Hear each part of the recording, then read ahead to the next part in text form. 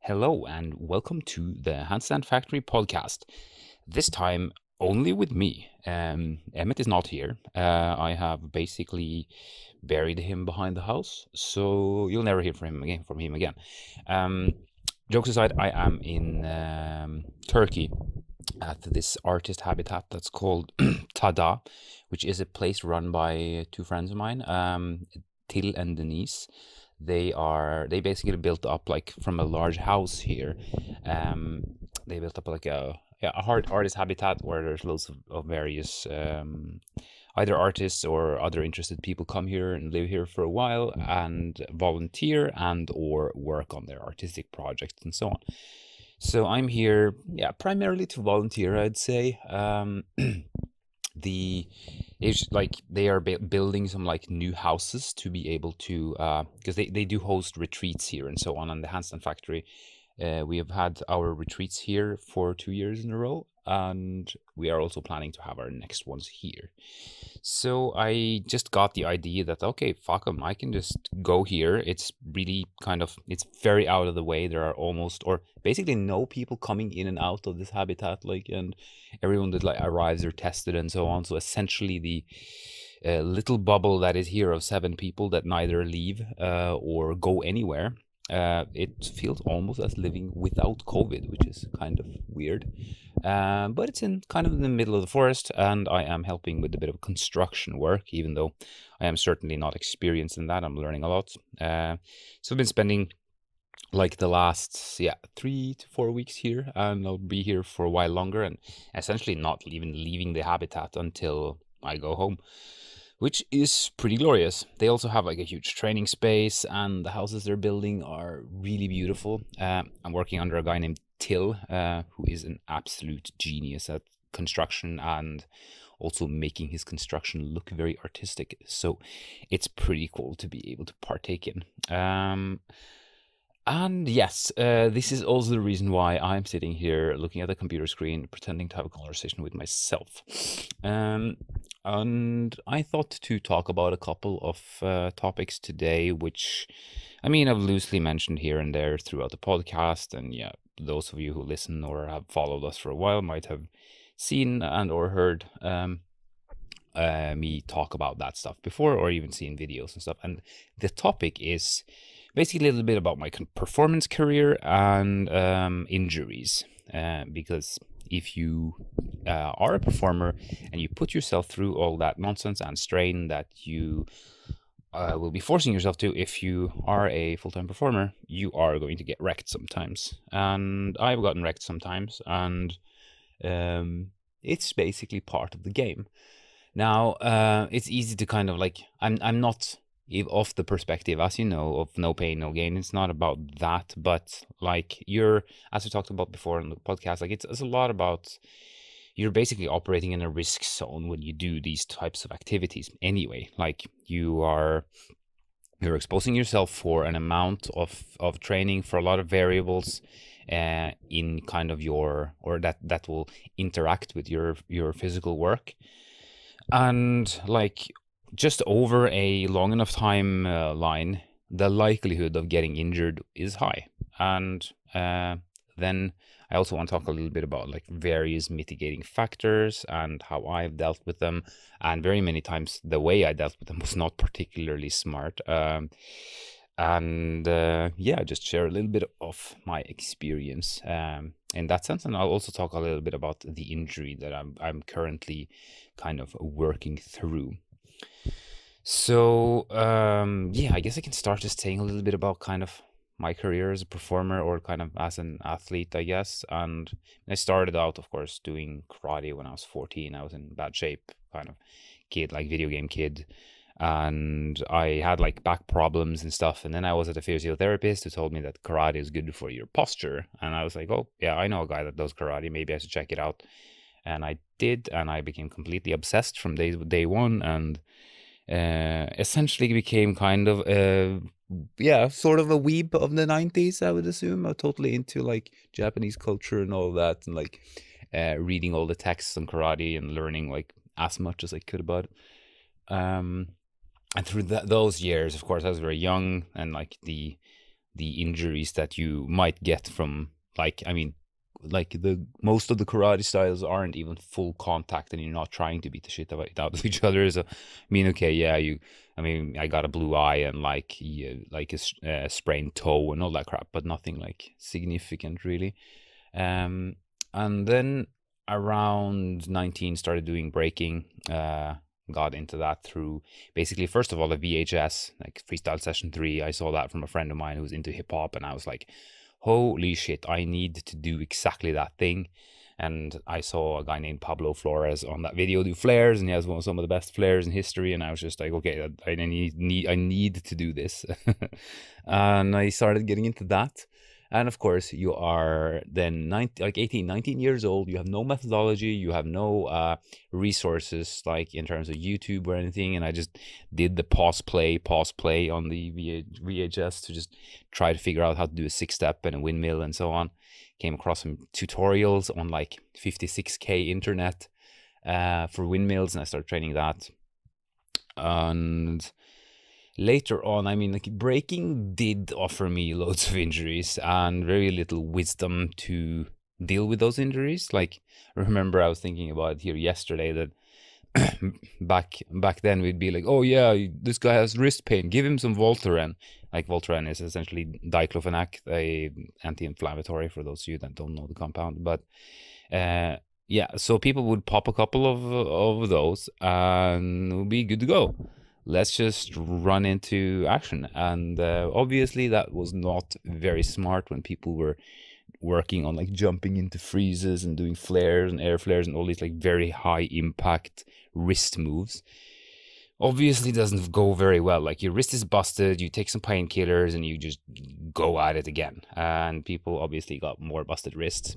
We were a bunch of kids, essentially. We had no method or even thinking about method. It was like, yeah, kick your leg higher. We didn't stretch. Like, there was so kind of little thinking regarding the learning things, and the ones that got good were the ones that either had like higher level of talent than the others, or just were lucky to kind of stumble upon certain methods, or had good bodies in either or other way. And of course, everyone trained really hard, but like looking back at it, and also even in breaking, seeing the amount of like, if you look at YouTube nowadays, you find like a ton of tutorials and like people with good ways of thinking, just because like the community became large. And like, of course, analytical minds are gonna get into it. And like, a lot of the guys that were dancing back then are still dancing, but they've had 15 years of experience, and see how there are smarter ways to do this than just like throwing yourself at the floor. Yeah, so like during those years, I remember I had a lot of wrist pain. Like, it would just come and go, because like, yeah, if you train, for example, flares, you're going to get some wrist issues because you're slamming your hand on the floor, and until you're really good at it, there is no way of making sure that your center of mass is being lifted as you put down the hand, as will happen when you're good at it. So there was a lot of that. I mean, some shoulder issues here and there, but like, those were not as prominent, at least for me back then. Breaking uses a lot of kind of bent arm movements, and kind of like you go a lot up and down in these freezes and air babies and so on. But like, I never had much issues with the shoulders back then. It was mainly the wrists, and you'd like pull your groin from doing power moves. That was a classic. Everyone's like, oh yeah, I got like the groin pull again because I did some stupid shit without warm up. Oh wow, what news. So like, and then kind of entering into circus then, which is kind of the main topic that has concerned my last 12 15 years of my life, and kind of the hand balancing stuff there. Like, I mean, I was 23 when I kind of actually got properly into it, and by that time I had understood, largely actually through the failure, like, or failure is maybe the wrong word, but like I did feel that like breaking, like I kind of never got to where I wish I did with it back then. Even though looking back at it, I mean, it perhaps never was my thing to like go into battles and all do all that stuff. I think it's really cool to see, but um I had kind of like, there was a bunch of things that I didn't manage, and I did kind of, I was always interested in the kind of analytical part of it. And as I started this new endeavor then with like learning hand balancing, as I met these few circus people in Norway that were very young at the time, but they introduced me to this guy named Corey Tabino from the States, blah, blah, blah. And starting to train with him, I started to see that, oh shit, I was learning this hand balancing thing really fast. And it's loads of fun, but I knew that, okay, I'm 23 and apparently the people that go to circus school, they're like 17. So I wanted to analyze and I wanted to understand and I wanted to kind of get like depth knowledge about like, okay, how does this work? Because I was basically figuring, if I don't understand how this works at this age, I'm not going to go very far.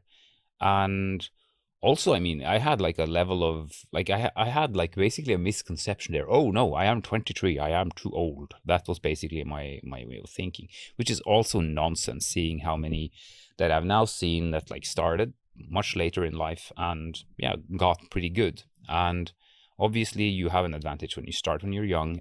You have a higher capacity of training, and you have more training years that you'll be able to do at full quality than if you do a bit later. But then again, the how to say, the differential between those two categories, someone starting when young and someone starting older, is going to be, it's going to start getting relevant once you get towards very high levels, and kind of that mid to even high level stuff is going to be accessible even for someone starting older. It's just that you might need to be smarter. And that's exactly that thing, because in my early days of circus, I wasn't exactly smart either. I trained 7 days a week for, I don't know, 7 years or something like that. And I mean, I got good, but it was more kind of in spite of my training methodology than because of it, I'd say. Because I was just too obsessed. I was so focused and so like, there's just so much drive. Like my drive was just insane. I couldn't let it be. And this is something that wasn't smart, and that I've had to struggle with for many years, just because the habits I've built up through those years, and that kind of the intense, or like both the joy, but also just like the, how to say, the sensation of being in the practice mode is something that I absolutely love. It's kind of a meditation for me and a way of a way of expressing myself, I guess, to say. But like, it's more just a zone that is important for me to visit on, like, if not necessarily a daily, but at least like a very frequent basis. So with all of that, like it, I had like, I would end up with injuries, of course, but it's interesting to see, like, I had such a high capacity back in those years that I could just smash it so hard and so much, and like, it just, I wouldn't budge. Like, I barely was injured during circus school. I had like one shoulder issue that took a couple of months.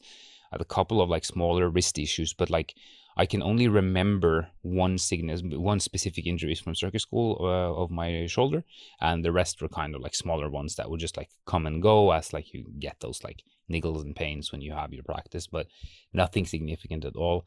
And I attribute a lot of that due to luck and due to just having a very high capacity at the time.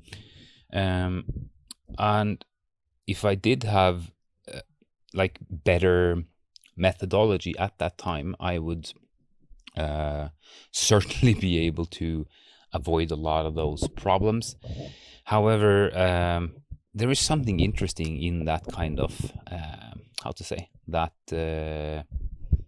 that age, or that like energy that I had back then, because I've been thinking a lot about the fact that nowadays when I'm older, I'm much more kind of, I think about what I do, I like the consequences of how I practice and so on, which is kind of something that happens with maturity for most people, I think, anyway.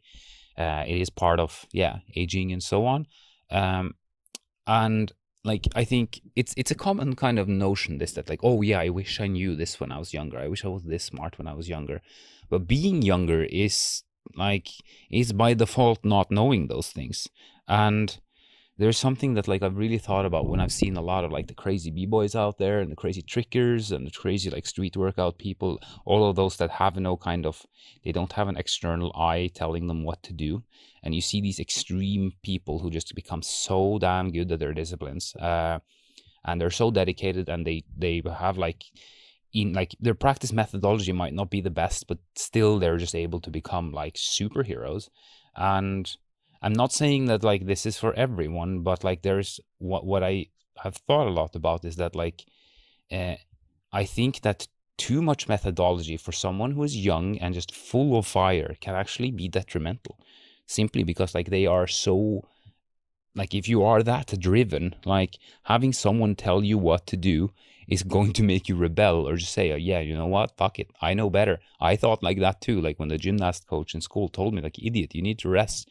I was just like, nah, I know my body, I'm just going to keep doing this. And of course he was right, like absolutely right, and I wish I listened to him now. But like that fire and that kind of drive I had at the time, there was basically no stopping it. And I've seen so many people who are young and have that drive, and you have those who are able to cope with that, and they just become absolutely insane.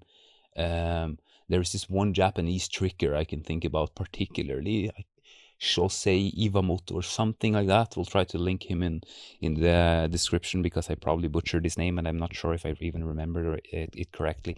But he's like 15, 16 or something, and he's just unstoppable. And I'm sure if you had this guy just being told what to do, I could assume at least that it just wouldn't turn out in that extreme same way.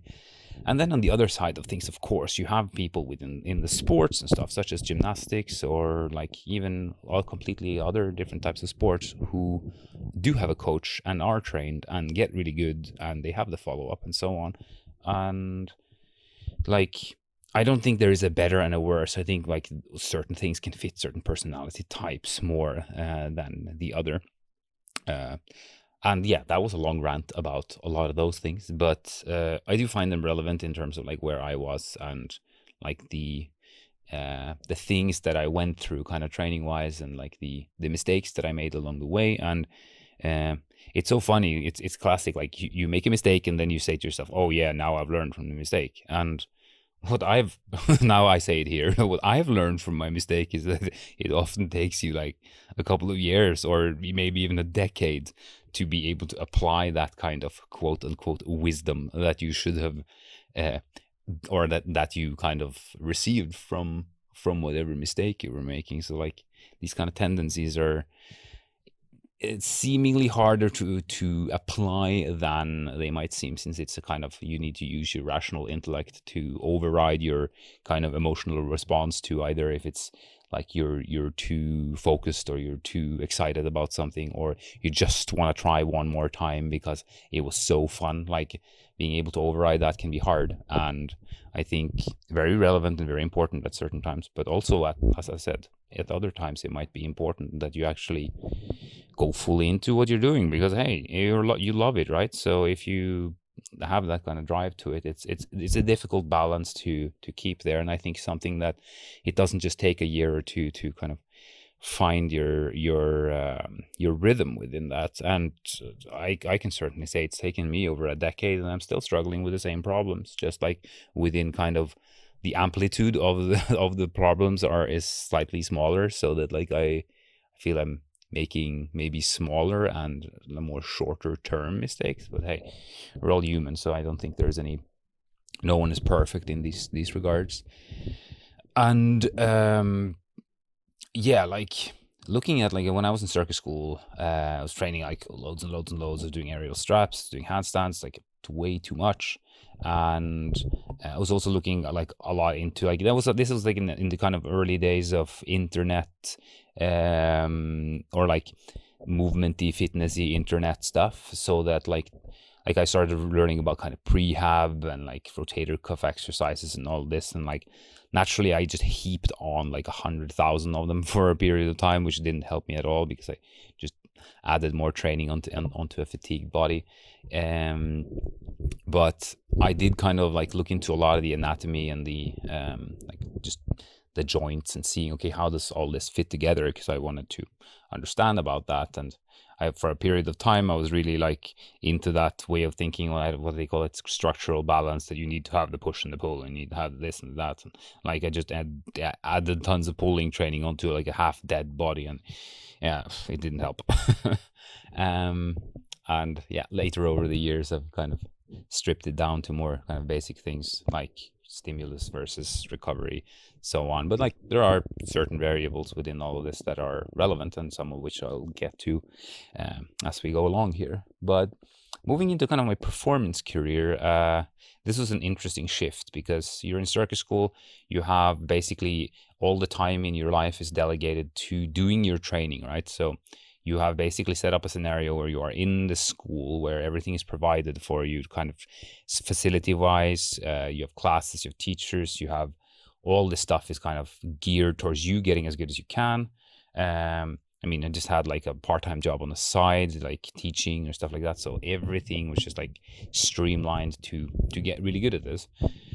And then boom, suddenly you're into the performance field. You need to kind of handle all your like admin and like all that stuff, and like, okay, all the stress of getting a job, and you're insecure and like shit, like, okay, I was in this school and I loved it, but like, oh, now everything is real. All my friends are like, we're not kind of that gang we were in school.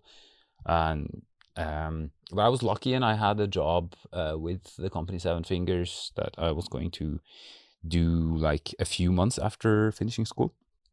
And that kind of gave me some level of relief, because like I had basically gotten that through luck. Another guy who that I know, that I'd seen an act I did, and he was like, oh yeah, he liked that, and he had gotten that offer from Seven Fingers. He couldn't take it, so he gave them tip that I was finishing school and so on. And going with them was great, because like I got to kind of try my skills on stage for real, in a show several times in a row and all that. And like, I feel I was very unprepared for the real world. I think very similarly to when you've done uni, or when you've like you educated for a job and you think, oh yeah, I know this stuff, and you come into the business and then things are very different, and there's loads of things that you basically need to crash course yourself through during the first months or year or years of your career, since yeah, school and the real world doesn't necessarily always correlate, though school is also of course important. So I went with them, and I was lucky, like in terms of like the workload was pretty like chill. We didn't have that many shows and so on, so I got to kind of like try to play an act and kind of feel how it was to be on tour. Much harder to get to do your training and all of that. I was used to being this guy who's always like prioritizing training in front of almost everything. Suddenly you don't have the facilities so easily. You need to kind of get by with kind of jank setups in a hotel room, or just make it work somehow. And naturally I kept on doing way too much, because that's how I rolled. And that time was actually pretty chill, like, because we had so few shows. But like later on I moved into a show called Knitting Piece, which I performed in for 3 years. And on this one we had like rather heavy schedules. We would have several long runs of like 5 shows a week, like where we would be in one place. And I think we played like 25 shows in one place. In another place we played 40 shows, basically 4 weeks of 5 shows a week.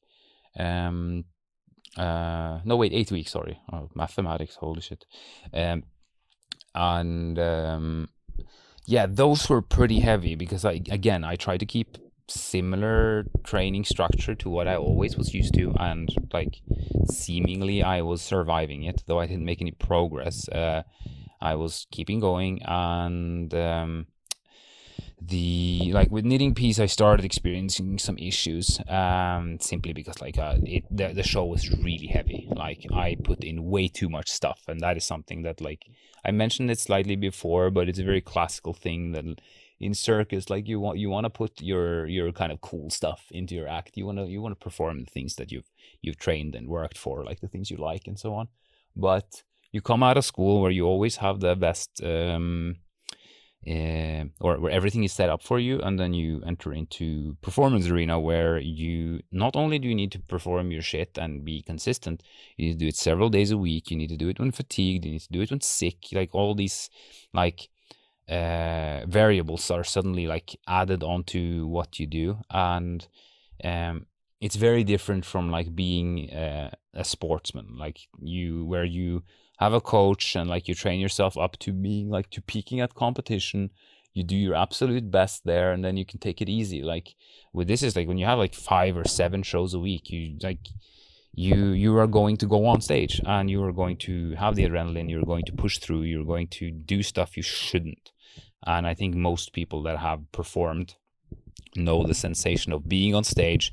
You're doing your routine and like you pull off the move and you feel like, okay, that was not nice, but like it didn't hurt that much because like your adrenaline is pumping and like the audience is there. You're just running through the motions, and you're basically on super strong adrenaline based painkillers in your body.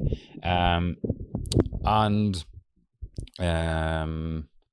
that stuff like over time starts getting to you.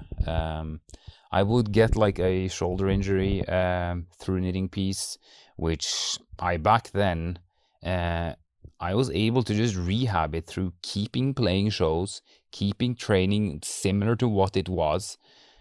I did like a little bit of just some supraspinatus random exercise, but like I just got through it. I don't know, like now I'm like, and I'm gonna get to that, but I'm going through like a similar type of injury as I had back then. But now I need to be a lot more methodical with it, and it's taken a lot longer. While back then I was just smashing, and somehow I just made it through it. And then like I got to perhaps the worst injury that I've ever had, which happened also in knitting piece. It's very hard to explain what I was doing, but essentially I was lifting, or like I had a harness on, like a climbing harness, which was attached to a slack rope. And the slack rope was attached then to the other side of the stage. So if I walked forwards, the slack rope starts tightening, which is not a problem if there's not a person on the slack rope. But when there's a person lying on the slack rope and I'm pulling him off the floor by walking forwards, and then I grab onto the truss, and the truss is essentially like that's the setup that the stage is made of, these bars that you can climb, where you attach lights and all that crap. And like I would basically, the scene would be kind of a funny one where we would come out, I would have the harness on, he'd lie down on the rope, it would be obvious like, okay, what the hell is going to happen? And then I charge forwards, and that pulls him off the floor while he's lying on his back on the rope, kind of balancing as I walk forwards.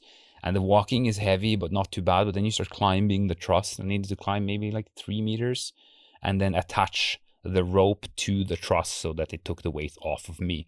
And the interesting thing is that we barely ever did this in rehearsals. We did it a few times, but it's not that technically complicated. It's just a lot of brute force and knowing where to put your legs and so on. And I never really felt that this was very heavy to do, because in the show, again, like it was in the middle of the show, I was like drenched in sweat, warm, like basically those perfect kind of conditions. I was like I was not breathing heavy, but I was just like, I had been on stage several times and I was like fully alert, fully warm. And we'd go on and we'd do this, and every time I did it, you'd also kind of play it a bit for the audience, like sometimes I'd pretend to slip, for example, and all kinds of stuff to kind of make it alive. And I remember like way later, we did it once in a rehearsal and I was like, Jesus, this is heavy. Like I had no idea this was so heavy, because then I had to do it without that kind of like the performance buzz giving you superpowers. But after, like when we were doing 40 shows a week at this one place in Sweden, I was really tired, sleep deprived. Everyone, like, it basically kind of sucked to play out there. It was like many things that made it difficult for all of us to perform out there. Like we had to travel quite far, we got home very late, etc., etc. But I did the scene, and my hips were lagging behind as I was climbing the truss, And like I was kind of feeling that like to get the rope to or like to get my hips to a position where I could take the hook of the rope and attach it, I had to kind of like I had to pull my or basically push my hips forwards towards the truss, and I basically did quite a jerking motion forwards to kind of just get me there. And I felt like this kind of like mini detonation close to my spine. It was just a kind of feeling. And it hurt quite a lot, but it wasn't like that bad there and then. And I was like, oh shit, that hurt. Okay, fuck him, let's go. Finish the scene. And then I would do another hand balancing act thing later on where I would finish the act with a turning one arm. On one cane, and I had to have to press down the one arm to finish the routine. And when I pressed down, I would feel that like it was really kind of painful in my side / back. It was kind of like on the side of the spine on the right. Finished the show and didn't feel so great, but yeah, whatever was kind of my attitude. Next day, we do the same show again, of course, and I did the same acts. And after that, like when we were finished, I was still not feeling too terrible. But then a friend of mine told me like, yeah, maybe you should stretch your hip flexor. And I did. I was lying on this kind of foam roller under my sacrum. I pulled one leg to me and I let the other leg elongate. And afterwards, I couldn't get off the floor almost because I had probably wrecked the hip flexor or / something there in the kind of QL psoas region. I tweaked it pretty badly, and then I stretched it heavily afterwards, still while being very warm.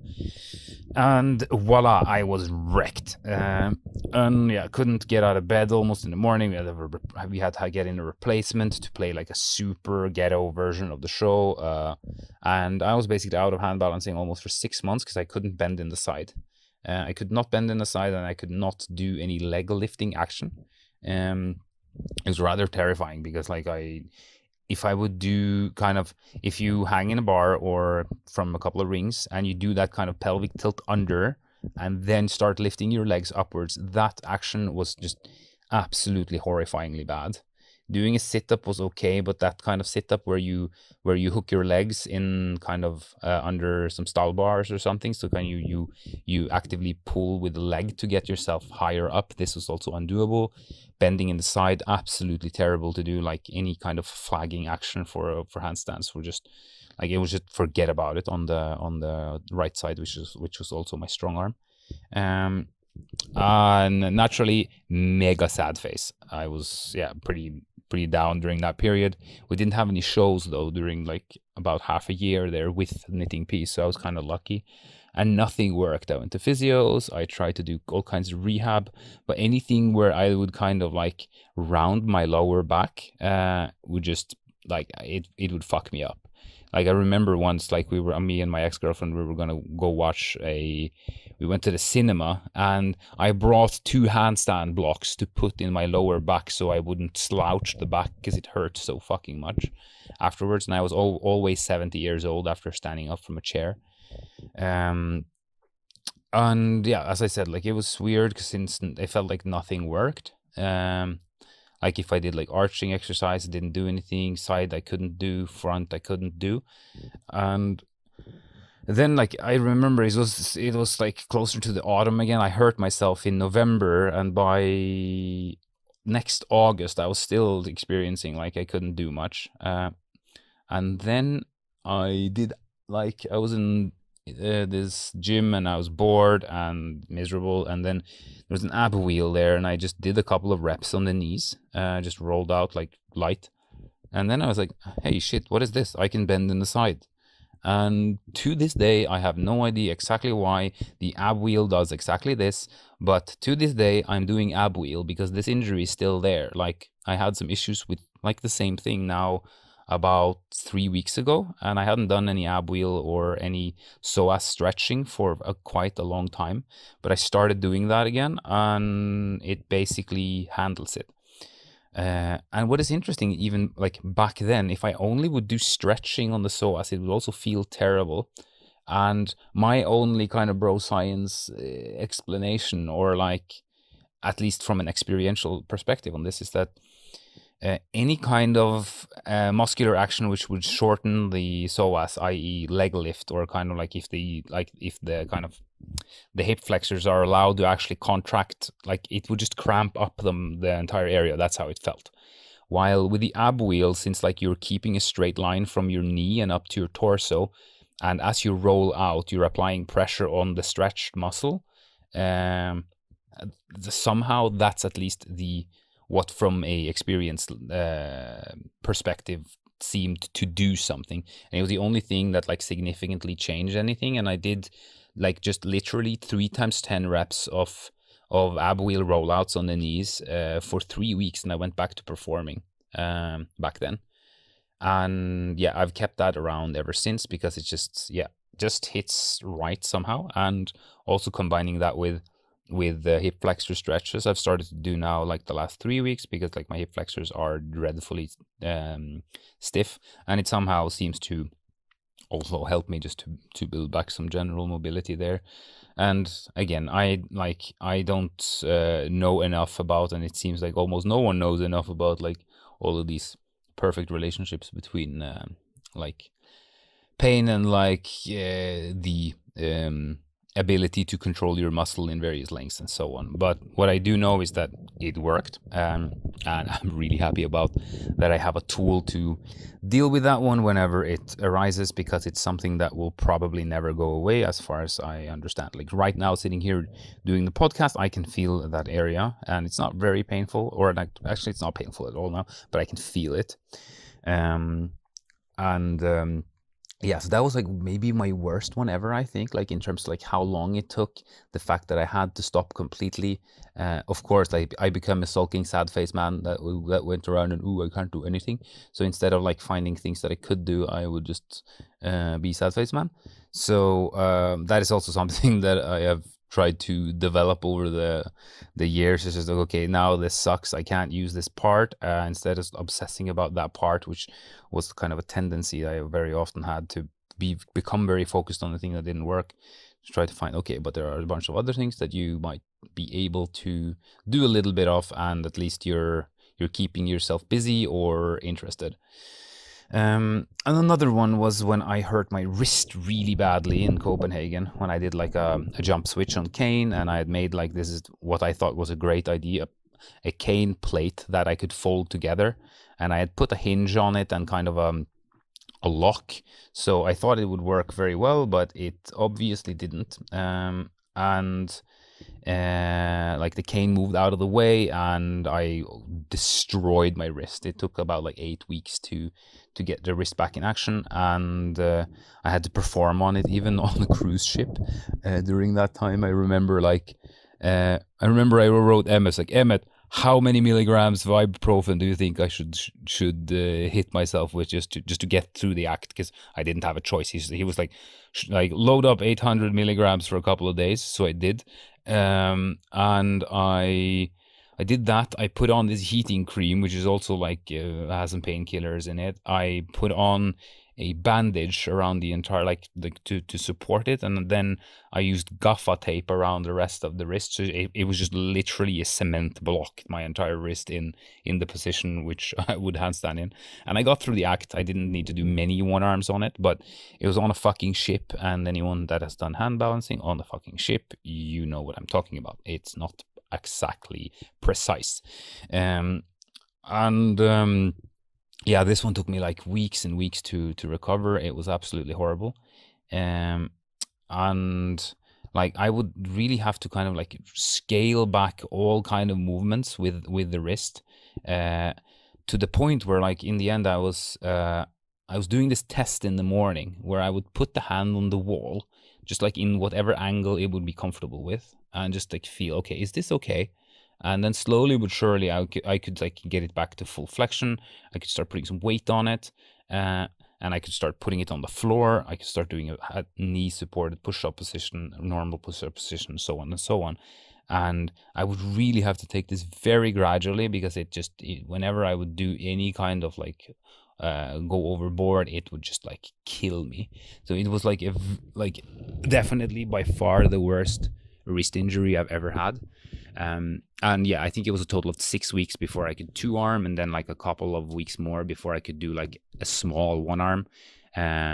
and then slowly but surely the wrist came back to full function. And I think that is also like a very important takeaway of all these like injury related things, is that like if you do apply the correct amount of load and you build your tolerance back, you can in very many cases recover fully, but it needs to go a lot slower than you might wish that it did. And yeah, fast forwards to now where I got my Supraspinatus Tear, which also is one of the ones that have sucked the most. It's perhaps the injury I've had that lasted the longest in terms of annoyance. And I did go to the physio and they did an ultrasound, which is, I mean, not the most accurate, but he did see a small tear in the supraspinatus and the attachment onto the humeral head. And he looked at the other tendons, at least in the rotator cuff. He couldn't see the labrum, but he said that like it's likely that your issue is here. Gave me a couple of basic rotation, external rotation exercises that I was working on for a while. But this one also has proved to be like a very difficult one to actually get fully through, because it has left me with some instability in the arm, which makes like literally I will drop without knowing why from handstands. So doing a one arm, like I don't have the ability to control my balance as I did before, and it's getting better, but the variance is extremely high. Like I'll have days where I will fall out of everything, and then I'll have days where I am like almost perfect, which is also due to be expected through a recovery process of such a thing. I am not expecting to be fully well for at least a couple of more months, and I'm going rather slowly with it.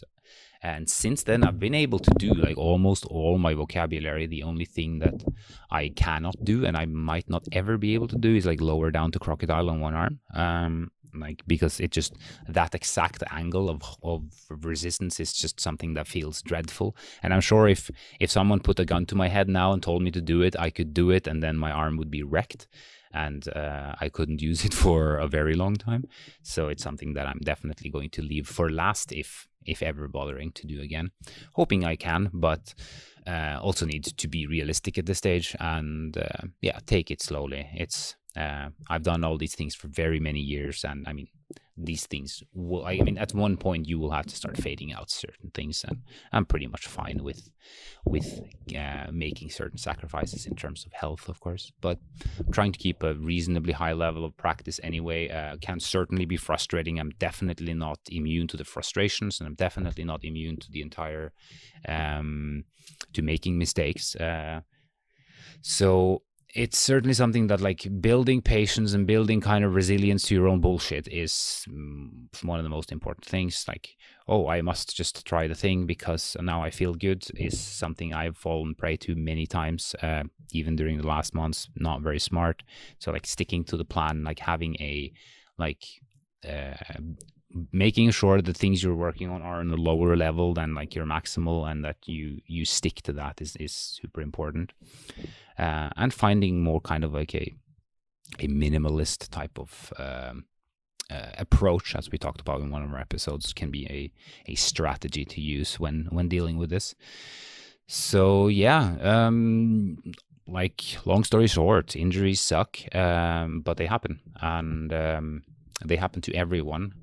But it's like some people are less injured than others. You will see, on average, if you're like, the older you get, you will be less resilient to injuries. Things might take longer to heal and so on. So you need to pay attention, and you need to be realistic, I think, in the end, because like trying to just gung-ho yourself through this is like not the best option, and particularly so if you're like passing into your 30s and over. And this is something you can also, of course, see in other sports and other athletic ability, or like activities, that people do not have the same, or like the best athletes will be younger. I mean, it's natural. So yeah, taking your time with these, and yeah, knowing that even the best athletes you might know of or follow or whatever, like they are also prone to getting wrecked. So there's nothing abnormal about it. Take your time, and yeah, don't be an idiot. So this was my rant on bits and pieces and things and thanks. And yeah, thanks for tuning in, and see you next time. The Handstandcast is brought to you by Handstand Factory, and is produced by Motion Impulse. Thanks for tuning in. You can find a full transcript of each episode, along with the show notes and any relevant references on handstandfactory.com/podcast. Thanks to Isaac for editing and Jordan for transcriptions. Music by Daniel Horwath. If you want to support the show, you can buy us a coffee on buymeacoffee.com or consider starting one of our Handstand Factory online programs. Links are in the show notes.